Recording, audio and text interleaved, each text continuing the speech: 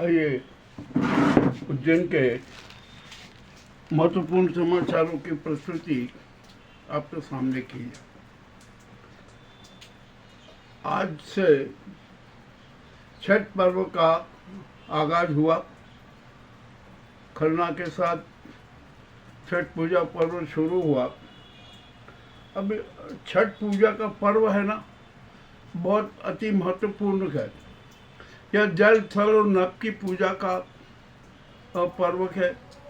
उसकी आराधना की जाती है, उसका श्रृंगार किया जाता है, उसके प्रति समर्पण प्रस्तुत किया जाता है। छठ पर्व का समापन मंगलवार को होगा। उदित होते सूर्य को अर्घ्य देकर इसका समापन होगा। 36 घंटे तक महिलाएं और पुरुष निर्जला उपवास रखते हैं। ठीक है, अच्छी परंपरा है। प्रकृति के श्रृंगार की, प्रकृति के प्रति समर्पण का त्योहार है, प्रतीक भी है। आइए अब यहाँ पर हम बात करते हैं उज्जैन के में एकदम मौसम बदला।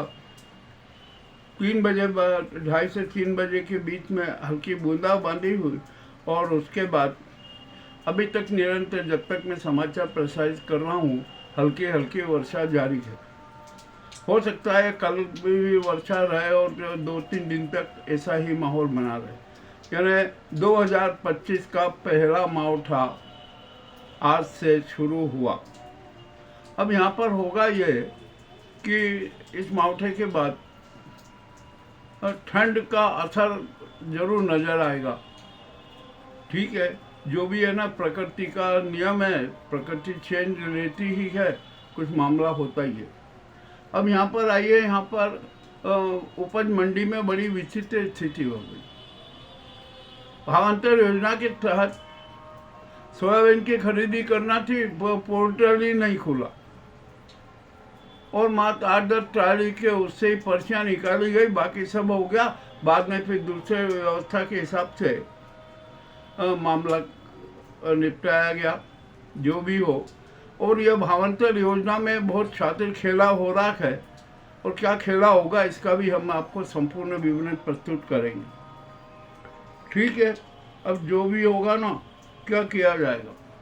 तो अब यहाँ पर एक फिर आज नई घोषणा हुई। यहाँ तो घोषणाओं की वर्षा तो हो ही रही है। मावठा की वर्षा शुरू हुई और इसके साथ एक नई घोषणा हो गई कि छिपला के जो तट है ना, उन पर लाल पत्थर लगाए जाएंगे। दोनों घाटों की, वो दोनों छोर किनारों की लंबाई मेरा ख्याल है 40 किलोमीटर। अरे पहले भी लाल पत्थर लगाए थे, वो तो गायब ही हो गए, टूट ही गए, सब कुछ वो था, और अब फिर लाल पत्थर लगाए जाएंगे। तो आखिरकार ये योजना क्या है? कौन है कमीशनबाज? कौन है जो यह घटिया निर्माण करवाता है? यह मामला भी बड़ा रोचक है। हम इसकी भी सारी कहानी जनता के सामने प्रस्तुत करेंगे। अब आइए, यहाँ पर चाकूबाजियों की भरमार है। जिधर देखो उधर चाकूबाजी हो रही है और पुलिस के सामने बड़ी समस्या बनी हुई है। मामला बड़ा विचित्र है। क्या किया जाए, क्या नहीं किया जाए। लाडला में 5 साल पहले एक हत्या हुई थी और वो हत्यारा फरार हो गया था। 5 साल बाद वह फरार हत्यारा झाबुआ से गिरफ्तार किया गया। अब देखते हैं आगे क्या हाल होगा। अब यहाँ पर जो कार्बाइड गन को मध्य प्रदेश में प्रतिबंधित कर दिया गया, बैन कर दिया गया।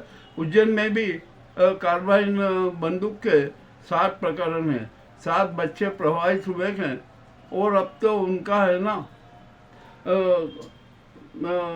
बड़ी गंभीर स्थिति है। और जब उनका वो क्या है ना, जो उनका वो रेटिना भी बदलना पड़ेगा, जो उसका यही उपचार है। अब 27 को महाकाल की कार्तिक की पे सवारी निकलेगी। देखते हैं, अच्छा है, निकल अच्छा है। और इस बार सवारी में महाकाल बैंड भी रहेगा, विशेष आकर्षण होगा। 28 को श्रेष्ठ अर्जुन जयंती मनाई जाएगी। जायसवाल समाज की भव्य शोभा यात्रा निकलेगी। ठीक है, निकलना चाहिए, अच्छी बात है। अब यहाँ पर कुमावत समाज ने एक नया मंदिर बनाया है, उसमें 5 प्राण प्रतिष्ठा का समारोह शुरू हुआ। अच्छी बात है। और एक नया मंदिर तो बना, देखने की बातचीत भी हुई। अब क्या होता है क्या नहीं होता। और उज्जैन की तो हालत बड़ी विचित्र है। यहाँ पर सुप्रबंधन और सुव्यवस्था नाम की कोई चीज़ नहीं है। सड़कों पर जो स्थिति बनी हुई है उसकी भी स्थिति सबको पता है। उज्जैन इंदौर रोड पर जाम की समस्या अपनी बनी हुई है, कोई कुछ देखने को तैयार नहीं। सफाई व्यवस्था ध्वस्त है। और जितने भी माफा समय है ना, वो भारी उन्माद में है, उन पर नियंत्रण नहीं हो रहा और ना पुलिस नियंत्रण कर सकेगी, क्योंकि हर माफिया को राजनीतिक दलों का संरक्षण प्राप्त है।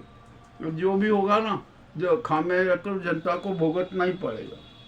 अब यहाँ पर जब यातायात अव्यवस्था की बात आती है ना, तो अब जनता जो पैदल चलते हैं बेचारे यात्री, जो वाहनों चालकों की यातनाएं सहते हैं, उनके जो ताने सुनते हैं, और वो वाहन चालक कहते हैं कि अरे मूर्खों चलना याद नहीं है, तो ये ऐसी बात भी होती है।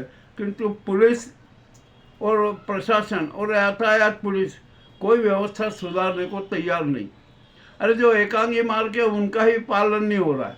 कमरी मार्ग, ढाबा रोड का जरा देख लीजिए क्या स्थिति। वहाँ तो हर घंटे हर बार जाम ही जाम लगा रहता है।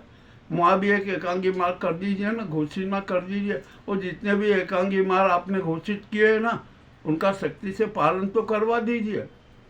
अब देखते हैं क्या होता है क्या नहीं होता है, क्या करवाएंगे। यहाँ तो कुछ भी कुछ होता ही रहेगा। अब यहाँ पर हमारे जो पुलिस कप्तान साहब है ना, हमने उनसे भी निवेदन किया था, जिलाधीश से भी निवेदन किया था कि आप जरा देख लीजिए। अब तो जो पैदल यात्री है ना, वो बेचारे बहुत प्रताड़ित हो गए। और उन्होंने सबने एक बात कह दी कि अब ये सड़कों पर है ना, पैदल यात्रा चलना, पैदल यात्रा करना बैन कर दीजिए। कोई आकाश मार्ग बना दीजिए तो हम ये पैदल यात्री उस आकाश मार्ग से अपनी यात्रा पूर्ण कर सकें। अब देखते हैं प्रशासन क्या करता है। हमने तो मुख्य सचिव को भी कहा था कि आप आइए जरा देखिए कि क्या हालत है उज्जैन में, कौन सी सुव्यवस्था है, कौन सी सुप्रबंधन है। किंतु वो भी नहीं आए। अब क्या कर सकते हैं। अफसर का अफसर कौन, उनको कोई मतलब नहीं जन सुविधा से किसी से भी।